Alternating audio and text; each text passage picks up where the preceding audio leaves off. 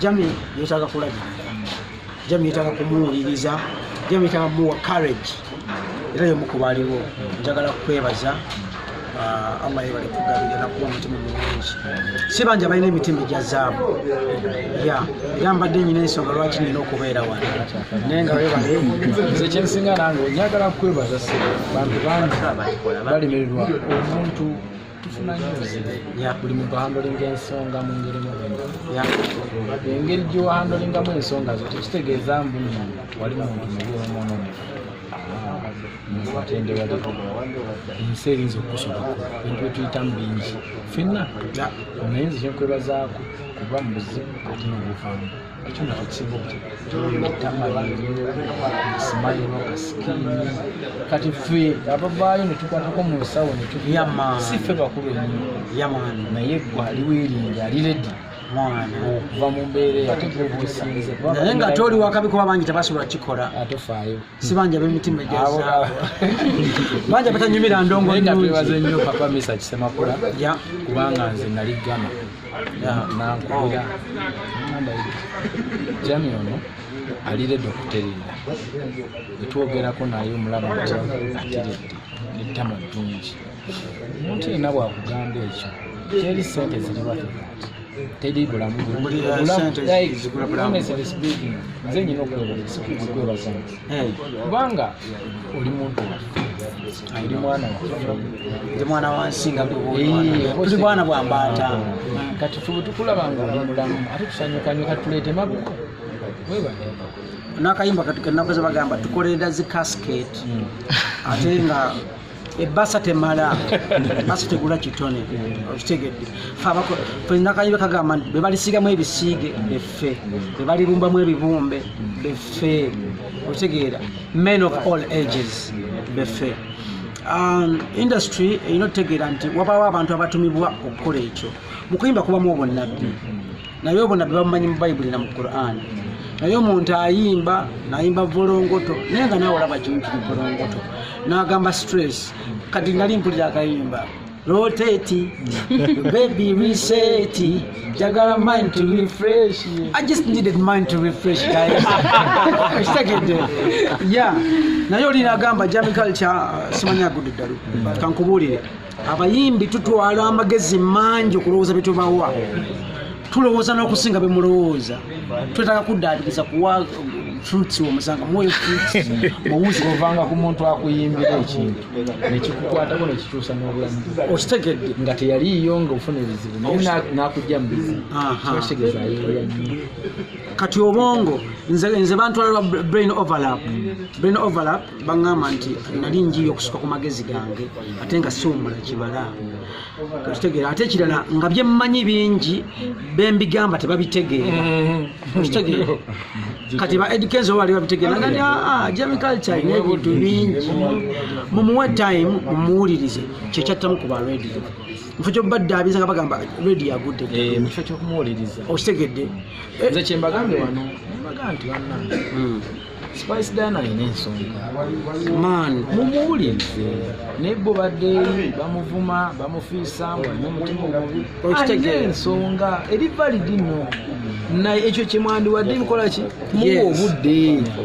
bannamawulire mube n'abayimbi bammwe wallahi mainstream ogiraba eyo abasajja kankubuleyo mu center muno yafuka political venue. This is a capital city tabagenda kwangwa tukkiriza kukolera mu site abayimbi abaganda kanki banyonyole temutuwadde platform abasajja mu western bakolanga tebakutte nako mu eastern abantu bakolanga covid taliyo naye mu Kampala muyimbira abaana abaganda tebajja tukkiriza kuyimba kati be muyinawo nga abayimbi ba Edkins abayimba mawuli music omulungi ba Jami Culture mubawe time namwe mubeteereyo ostegedde batupushinga namwe mutugoba kati mwagala mujje mutukole ki ostegeera mukwata yotufunye obuzibu Edkins watakayo posting ina kyeyogedde ku view ate edi buli muntu alina bwalaba ensi otegedde ate osobola okuvayo point yo omusoko demosome oze waki yawandise kyaki yabadde ategeeza ki kuba naye we are human people naye abantu bali yatinga buli yatinzi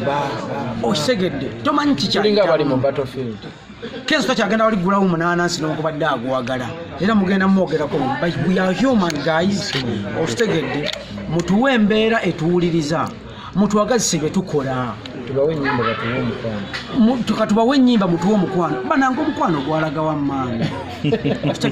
temwagala abantu bammwe ate omukwano si gwa relationship okwagala n'okwagaliza bannange muyiga okwagaliza ate mukole abayimbi mutusige ekifaananyi ekirungi olaba ngaomuntu by the way ayimba bulungi Eddie you have a very good music ear olina ne music test tubeera ne Eddie mu studio nawulira akantu katono nnyo nagamba that's nice nakatekayo nekakuba twali mu bikyuka nga tukola ebintu byaffe akayimba kukanyula nnyo abantu naye Eddie asobola okuwulira akantu nagamba jami akantu kalungi nnyo ngolabanga katali kalungi azimba kuja ne bagamba oba Eddie ayina mukisa oba ayina ki wali kiba kya music ear njagala nnyo okwebaza mu luzungu wali tebayita sentinel omuntu nga yatumibwa sentinel omuntu nga yatumibwa kukola kintu ekimu omuntu aba musambi wa mupiira nga walaba Messi aba yatumibwa kukola ki musamba mupiira omuntu aba musician ntegedde nga muyimbi baganda bange tuli wano nga bemutulaba naye Allah yatutuma kuyimbira abantu maani tugenda kukola ebintu bingi bitabukako naffe ng'abantu naye musitule kiri ekyokuyimba kuba kyekitwala mu maaso ne Uganda erina abayimbi baayo ffe tuyimba nga mukamwa kaffe tuyimba bendera ne mwe temukifaako okitegedde nze kyanyimbisa Ssaabasaaliza kubanga yeri mu flag yali nnyimba Uganda ne misigo nyimbye ajja Afrika olina abawana nakuyimbira obulungi tolina stress bawuli akayimba kakenzo you don't rotate okitegedde abantu mulina stress baba banja namwe baba banja ogendako n'obuuza ku bulamu naye nga Eddie nyongera okwebaza n'okufaayo bana abaana siba osoose okuleeta bokka nze nga Jamical Kyo omuwandiisi wendi kwabaategedde sokolete bano bagaayi mu kamera we are here to make stars twakola kalwema banyabo nga akyaliwo ono bwe yagenda taddanga mu kufuna luyimba lufaanana nga banyabo kitegedde kati ali mu kaffe kyoba agenda kubikolerawa naye kayimba kalungi yazzeyo nayimba nga lwemo is a good musician baganda bange tetuli bakulu nnyo tugenda kumala kaddiwa tuleete talents okitegedde omuntu abanga alina omukisa omulunzi Jamical Kyo eri mu kuwandika ennyimba ze ntambudde ne Eddie ono Eddie takenda kukumacha na mpita nangamba Jamical Kyo jankuwe $5,000,000 mpandikira oluyimba ekinyere kye bagamba point blank naye mukolera nsonga mmanyi kyajalaga okitegedde tana kitala kuprovinga kati waba alese test nga udde bamunyumidde bagayi bali nice guys are nice tugenda kukola fenna mukama yampo mukisanzo mukuba writer abakabi n'abayimbi abakabi njagala kuyimba bigenda kubeerawo bagamenti Eddie Kenzo wakabira leeta ono naffe lumu yatuleese nze singa tabadde Eddie Kenzo nze singa sina ttama bweriti kati musinga n'obunene maani nenkananga better okitegedde so because I'm better nye mwebale nnyo tugenda kukola ffenna kyetaaga we need vibe abantu betaaga music okitegedde abantu betaaga music tugenda kubawa music Eddie webale nnyo n'obubakamu bubawe ba Yuga Boys gwenda abadde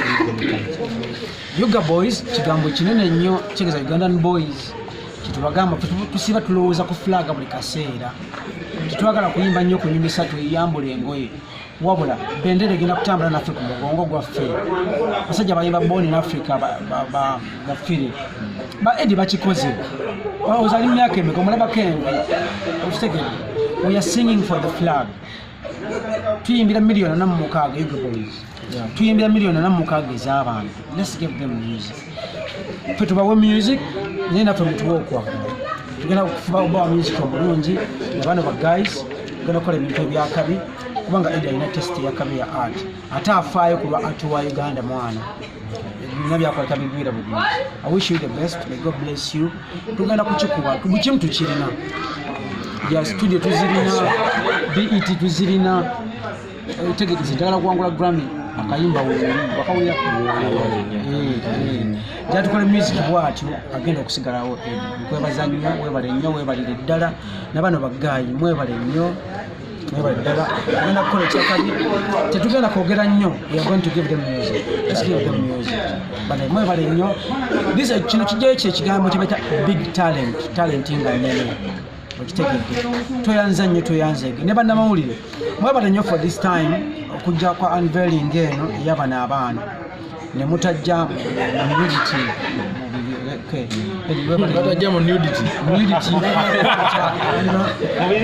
mwagala kwogala byononese tweteekeyo fe tuyimba nga tuli mu studio fe tulina bigambo nakuyiiya wabula mwe mugenda otuteekayo mututeekeyo tusobola okimekinga tubeera nga bali abasajja abakali tusuubira okuwulirayo nti Jamie Culture ne Eddie Kenzo bayingidde studio fe tubeera mu studio man tulina nakayimba ffenna tugenda kukola album nanga naye nga yakali mulina meka tulina ennyimba nga bbiri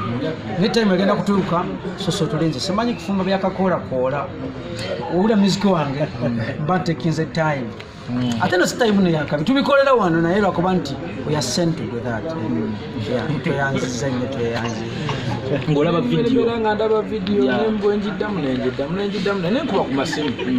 naye nga abannaye tukoze tutya oyo muganda waffe mulimu abantu nga baffe nga batuyambye obanga tusobola okubaako otukolaki wemutuuka omuntu akuyimbidde akayimba n'olina nga mutuufu kamukolera n'okateeka mu mmotoka n'okaddamu n'ogenda waka n'okakuba n'okateeka mu ssimu n'okafuba ddala musiki mulungi kati bw'aba afunye obuzibu tomuleka ajjukira kiri